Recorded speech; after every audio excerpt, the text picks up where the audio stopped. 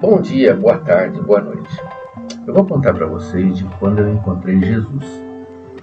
Era uma quinta-feira, perto da meia-noite. Eu estava chegando do cinema com a minha namorada na época e encontrei Jesus de cara no chão na garagem. Quando eu estacionei, eu vi um pedacinho de papel e branco. E a hora que eu virei o outro lado, a minha namorada, que era evangélica, falou: é Jesus. Não tem nenhuma indicação aqui na frente, não tem legenda. Só está dizendo, só está escrito: eu estarei sempre com você. E era uma quinta-feira, perto da meia-noite, num condomínio perto da Rua Frei Caneca, em São Paulo. E como a minha namorada era evangélica e ela reconheceu, disse que era Jesus, eu confiei na palavra dela. Para não haver dúvidas, tempos depois, eu encontrei essa garrafinha aqui, escrito Jesus no rótulo, e eu providenciei uma maneira de não haver mais confusão, que é muito saboroso. É cor-de-rosa, geladinho, gasoso, tem um sabor assim de tutti-frutti. Então, eu diria, por experiência própria, que Jesus tem sabor de tutti-frutti. Já o homem, Jesus, não teve esse nome. Na verdade, o nome em aramaico era Yeshua. Em árabe, conforme ele é descrito no Alcorão, era Isa.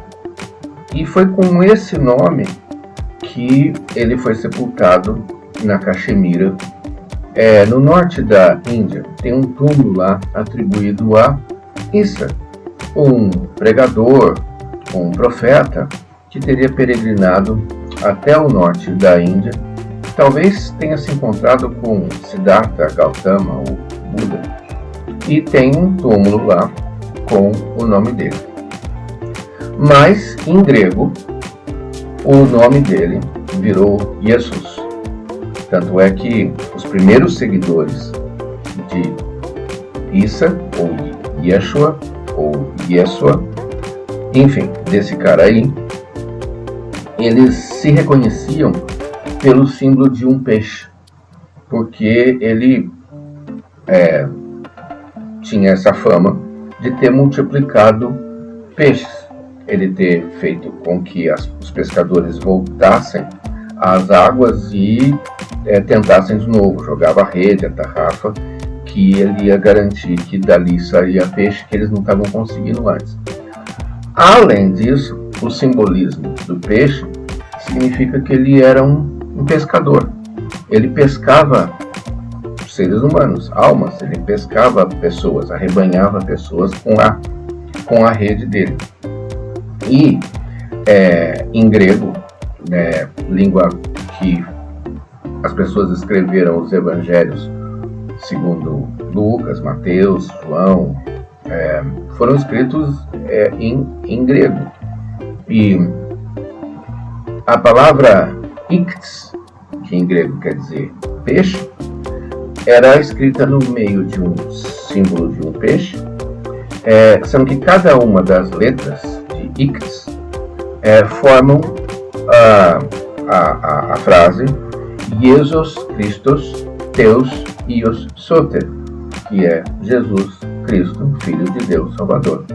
E as letras de Jesus Christos Theos Ios Soter, em grego, formam a palavra ikts, que em grego quer dizer peixe. Daí o simbolismo de peixe, de pescador de homens e também de multiplicador de peixes, de abundância, de caridade, de solidariedade. Tudo isso é aplicável ao início dos seguidores de Jesus, que se diziam cristãos, e eram utilizados como ração pelo Império Romano, lá no Coliseu, jogavam cristãos para o meio da arena para os leões devorarem, até um dia em que o imperador Constantino percebeu que os leões estavam de barriga cheia, estava sobrando ainda cristão, não tinha tantas feras assim com as quais ele podia alimentar de cristãos, e ele teve uma brilhante ideia de virar ele mesmo cristão, mas não seguindo essa mesma filosofia, essa mesma pregação que esses cristãos que ele alimentava as feras seguiam, mas ele inventou uma outra coisa. Ele trouxe para si, convocou uns amigos dele em 325, conforme a data da nossa era, e chamou esse negócio de Concílio de Nicéia.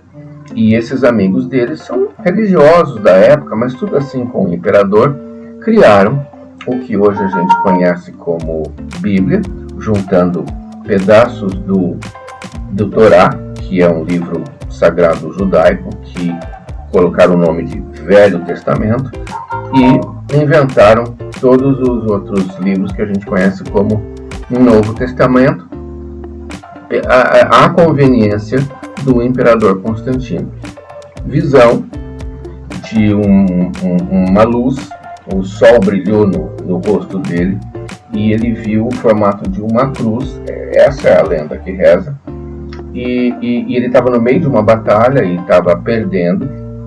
E quando ele teve esse ofuscamento e formou-se uma cruz da luz solar no olho dele, e ele achou que isso era um sinal, que ele devia mandar pintar uma cruz nos escudos dos seus soldados, que isso o levaria à vitória.